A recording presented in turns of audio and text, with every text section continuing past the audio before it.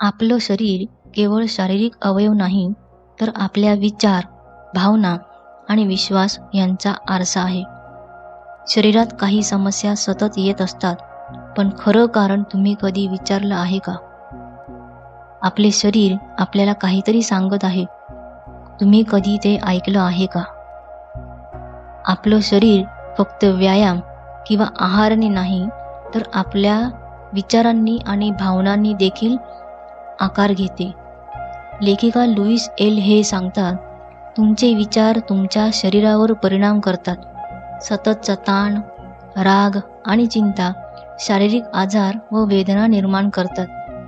तुम्ही आजाराला केवळ शारीरिक समस्या समजता, पण आजार म्हणजे शरीराचा संदेश आहे.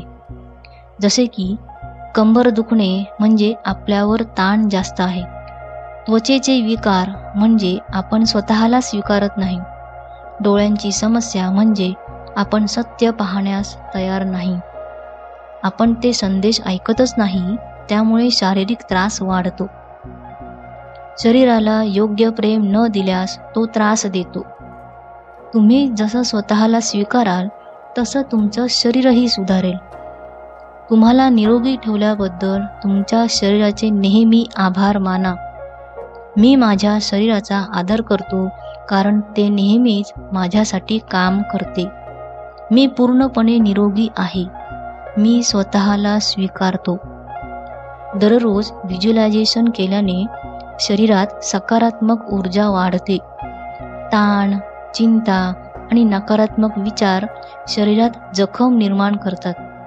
म्हणून रोज 5 मिनिटं ध्यान करा. आपल्या श्वासावर लक्ष द्या. मन शांत करा. अशा प्रकारे तणाव कमी केल्याने शरीराची प्रतिकारशक्ती वाढते. आजपासून रोज सकाळी म्हणा, मी माझ्या शरीरावर प्रेम करतो. दिवसभरात 1 मिनिट श्वासावर लक्ष केंद्रित करा. रोज रात्री दिवसभरातील त्रास लिहून सोडून द्या आणि स्वतःला मुक्त करा. आपलं शरीर केवळ औषध किंवा व्यायाम नाही, तर आपले विचार, भावना आणि प्रेम यांचा आरसा आहे. तुम्ही जितकं चांगलं वागाल, तितकं तुमचं शरीर आरोग्यदायी राहील. आपल्या शरीरावर प्रेम करा, विचारांमध्ये बदल करा आणि निरोगी आयुष्याचा प्रवास सुरू करा. व्हिडिओ आवडला तर लाईक, शेअर, सबस्क्राईब करा.